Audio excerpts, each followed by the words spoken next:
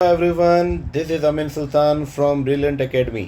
आज हम लोग देखेंगे शेयरिंग ब्रिज क्या होता है और इसकी वर्किंग प्रिंसिपल क्या है और इससे कौन कौन सी इक्वेशंस डिराइव होती हैं।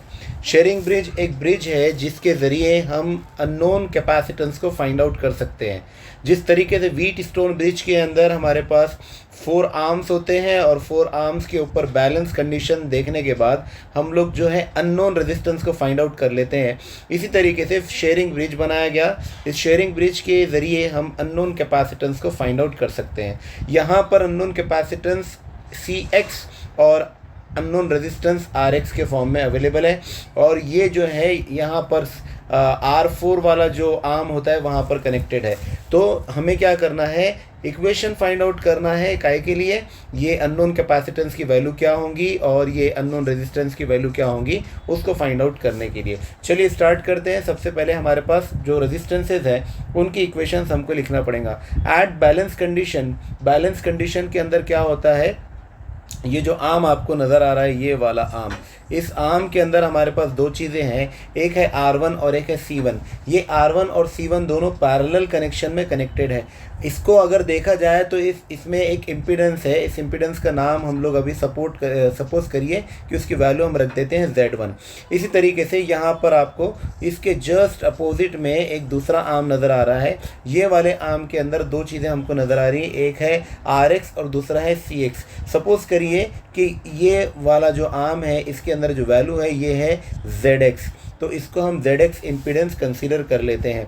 तो इसी तरीके से अगर R1 को Zx से मल्टीप्लाई करे जाए अंडर बैलेंस कंडीशन, तो यहाँ पर ये पोर्शन मुझे इसको हटाकर इसे यहाँ लिखना पड़ेगा, दैट इज़ R1 इंटू मतलब Z1 into Zx is equal to, balance condition में अब क्या रह गया, अब दो चीज़ें रह गई यहाँ पर। एक तो ये है जो दिख रहा है C3 आपको, और एक यहाँ पर दिख रहा है R2।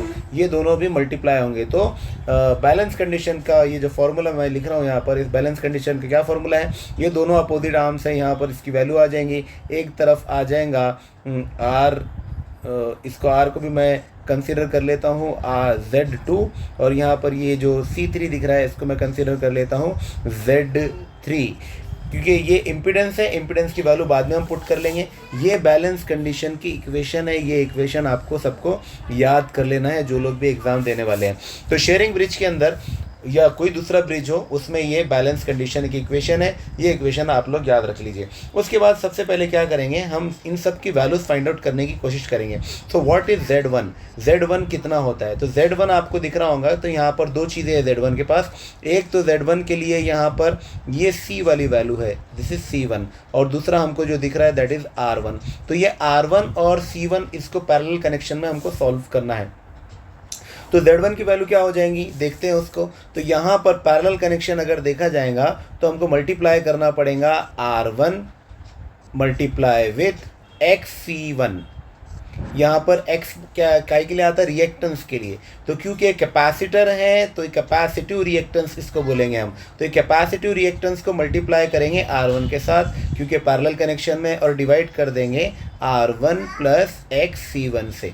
ये हुई कंडीशन इसकी। अब इसको और सॉल्व करेंगे तो व्हाट इज़ XC1 होता है j⍵C1, तो 1/j⍵C1। तो यहाँ जो वैल्यू आएंगी R1 डिवाइडेड बाय j⍵C1 की वैल्यू आएंगी।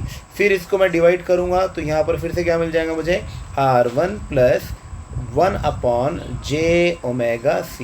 तो ये आ गई मेरे पास इक्वेशन। अब नीचे जो डिनोमिनेटर है उसको हम सॉल्व करेंगे। तो न्यूमरेटर के अंदर है हमारे पास R1 divided bye j⍵C1 divided by, यहाँ पर क्या हो जाएगा, ये j⍵C1 को R1 से मल्टीप्लाई करेंगे तो ये बन जाएगा R1 j⍵C1 plus 1 divided by j⍵C1।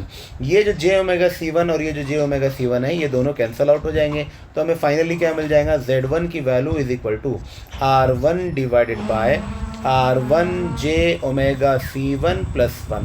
अब ये जो इक्वेशन है ये Z1 की इक्वेशन है। अगर मैं इस इम्पीडेंस की जगह इसे एडमिटेंस कंसीडर करूं तो ये वैल्यू चेंज होकर बन जाएंगी Y1। तो Y1 बोले तो रेसिप्रोकल ऑफ इम्पीडेंस, इम्पीडेंस का रेसिप्रोकल होता है एडमिटेंस। तो Z1 की जगह हम क्या पुट कर रहे हैं, Y1 पुट कर रहे हैं, इसका रेसिप्रोकल लेना पड़ेगा। मतलब ये जो नीचे आपको दिख रहा है R1 j omega C one plus one, ये न्यूमरेटर में आ जाएगा और इसके डिनोमिनेटर में कौन आ जाएगा, आर वन आ जाएगा। अब जब ऐसा हो गया है, दोनों को हम सेपरेट कर लेंगे तो एडमिटेंस वाई वन की वैल्यू हमको क्या मिल जाएंगी, R one J omega C one divided by R one plus one upon R one. इसमें से आर वन कैंसिल हो जाएगा तो हमको फाइनली क्या मिल जाएगा, j omega C one plus one upon R one. This is the value of Y one admittance. मैं इसको एक बार और लिख देता हूँ, j omega C one plus one upon R one. इसको बॉक्स में डाल देंगे ताकि हमको याद रहे कि ये इक्वेशन हमको यूज़ करना है। This is the important equation. ये हो गया। इसके बाद हमको आगे चलना है। नेक्स्ट क्या है प्रोसेस के लिए, तो जैसे कि हम जानते हैं नेक्स्ट हमारे पास है दूसरा आर्म, जिसके अंदर ये आप देख सकते हैं डायग्राम के अंदर, दूसरे आर्म के लिए हमारे पास क्या है, आर एक्स है और सी एक्स है। तो आर एक्स और सी एक्स दोनों सीरीज कनेक्शन में लगे हुए हैं। तो आर एक्स सी एक्स दोनों सीरीज कनेक्शन में लगे हुए हैं। इसकी वैल्यू हमने क्या रख दिए थे, जेड एक्स। तो ये जो जेड एक्स है इसकी वैल्यू फाइंड आउट करना है। तो इसमें R X multiply with added with किसके साथ है, सी एक्स के साथ। तो यहाँ पर क्या हो जाएगा, उसका कैपेसिटिव रिएक्टेंस हमको लेना पड़ेगा, मतलब एक्स सी एक्स। तो ये कैपेसिटिव रिएक्टेंस हो गया। कैपेसिटिव रिएक्टेंस की वैल्यू अब पुट कर देंगे हम लोग, तो क्या मिल जाएगा, R X plus plus one upon क्या हो जाएगा, j omega C X. R X plus one upon जे ओमेगा सी एक्स। ये किसके लिए आया, कैपेसिटिव रिएक्टेंस के लिए वैल्यू आ गई। कैपेसिटिव रिएक्टेंस की वैल्यू अब आ गई है, इसको हम साइड में रख देंगे। ये हो गया हमारा जेड एक्स। जेड एक्स की वैल्यू मैं लिख देता हूँ कि R X plus one upon जे ओमेगा सी एक्स। यहाँ पर ये इमेजिनरी टर्म है क्योंकि जे लगा हुआ है, और यहाँ पर ये रियल टर्म है। तो इसको भी हम क्या करेंगे, बॉक्स के अंदर डालेंगे, और ताकि इसको भी हम इन फ्यूचर यूज़ कर सकें। तो ये हो गया ये भी। अब हमारे पास कौन कौन है, एक तो है हमारे पास Z2 और एक है Z3। तो Z2 की वैल्यू अब हमको फाइंड आउट करना है। What is Z2? तो आप देख सकते होंगे डायग्राम के अंदर, यहाँ पर Z2 की जगह यूज़ हुआ है R2। हम डायरेक्टली Z2 की वैल्यू रख देंगे R2 और इसको भी डाल देंगे बॉक्स के अंदर। फिर हमारे पास तीसरी वैल्यू किसकी रह गई, Z3 की। तो Z3 की वैल्यू क्या हो जाएंगी, देखेंगे फिर से डायग्राम के अंदर, Z3 is equal to C3 वहाँ पर दिए, कैपेसिटर लगा हुआ है। तो कैपेसिटर के लिए क्या मिल जाएगा, कैपेसिटिव रिएक्टेंस मिल जाएगा, मतलब XC3 मिलेगा। तो XC3 को हम क्या लिख सकते हैं, 1 अपॉन जे ओमेगा C3। तो इसीलिए Z3 की वैल्यू क्या हो जाएंगी, Z3 is equal to 1 upon J omega C3। इसको भी हम क्या करेंगे, बॉक्स में रख देंगे, इसकी वैल्यू को भी। अब ये सारी वैल्यूज हमारे पास आ गई है। इक्वेशन में फिर से आपको याद दिला दूँ, हमारे पास मेन इक्वेशन है Z1 ZX is equal to Z2 Z3। ये इक्वेशन हमको यूज़ करना है। क्या क्या है हमारे पास, Z1 ZX is equal to Z2 Z3। अब हम अगर ZX को सेपरेट कर लिए तो हमारे पास क्या आ जाएगा, Z2 Z3 divided by Z1। तो ये जो वैल्यूज़ अब आपके सामने हैं, इनको जस्ट आपको इम्पीडेंस की जगह सारी वैल्यूज़ इसमें इनकी रख देना है। तो अभी हमारे पास क्या क्या है, ये जो Z1 है, Z1 को हमने कन्वर्ट किया था एडमिटेंस में, उसका रेसिप्रोकल लेकर। तो हमको क्या करना है, Z1 की जगह, Z1 की वैल्यू कितनी आ गई थी हमारे पास, R1 upon R1 j omega C1 plus 1। ये थी Z1 की वैल्यू। अभी हमने क्या किया, उसका रेसिप्रोकल ले लिया, तो क्या मिल गया हमको Y। तो यहाँ पर ये Z1 को हम रिप्लेस कर देंगे, तो यहाँ क्या मिल जाएगा, Z2 Z3 Y1। Z2 Z3 Y1 is equal to ZX। अब इनकी वैल्यूज पुट कर दीजिए। Y1 की वैल्यू सबसे पहले हम लिखते हैं ZX की वैल्यू कितनी आई, ZX की वैल्यू हमारे पास है RX plus 1 upon J omega CX is equal to, ये हो गया ZX।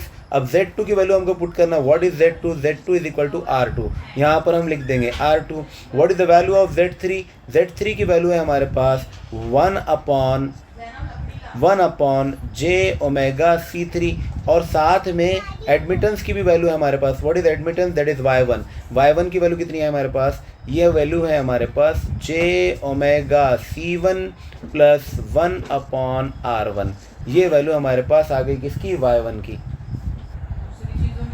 तो यहाँ हमको जो मिला है RX plus 1 upon J omega CX is equal to R2 1 upon J omega C3 into J omega C1 plus 1/R1। क्या करेंगे, ये ब्रैकेट को इससे पूरे बाहर की वैल्यू से मल्टीप्लाई कर देंगे, तो हमको यहाँ पर क्या मिल जाएगा, R2/J⍵C3 मल्टीप्लाई करना है इसको पूरे को मल्टीप्लाई करना है इसके साथ, और फिर नेक्स्ट टाइम मल्टीप्लाई करना है इसके साथ। तो हमको क्या मिल जाएगा, R2/J⍵C3 multiply with J⍵C1 plus फिर से क्या हो जाएगा, R2/J⍵C3 मल्टीप्लाई विथ 1/R1। अब इन सब के अंदर आप देख सकते होंगे कि यहाँ पर जो वैल्यू है जे से कैंसिल हो जाएंगी, तो ये जे वैल्यू जो है जे वैल्यू से कैंसिल, ये ओमेगा से कैंसिल, तो फाइनली हमको क्या मिल जाएगा, R2/C3 और यहाँ मल्टीप्लिकेशन में C1 प्लस यहाँ पर देख सकते हैं आप वैल्यूज़ क्या आ गई हमारे पास, यहाँ पर आ गया हमारे पास R2/J⍵R1C3, ये दूसरी वैल्यू हमारे पास आई।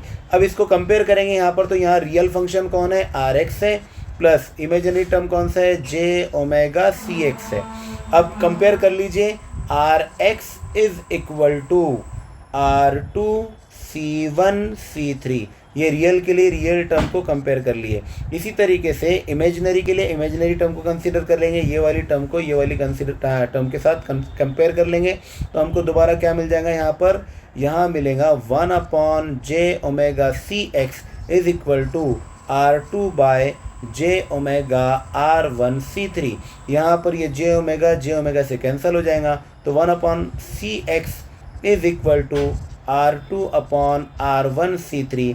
Therefore CX is equal to, इसका रेसिप्रोकल ले लेंगे, R1/R2 into C3। So this would be your a value of capacitance. यहाँ पर अननोन कैपेसिटेंस की वैल्यू हम R1, C3 और R2 से फाइंड आउट कर सकते हैं। लाइकवाइज अननोन रेजिस्टेंस की वैल्यू हम जो है R2C1/C3 से फाइंड आउट कर सकते हैं। So this is your final answer. Hope ये आपको समझ में आया होगा। अगर आपको समझ में आया है तो प्लीज़ प्लीज़ प्लीज़ इसे दूसरों को भी शेयर करिए, ताकि सबके एग्जामिनेशन में अगर ये क्वेश्चन आता है तो उनको सॉल्व करने में मदद मिले। Thank you so much, bye bye.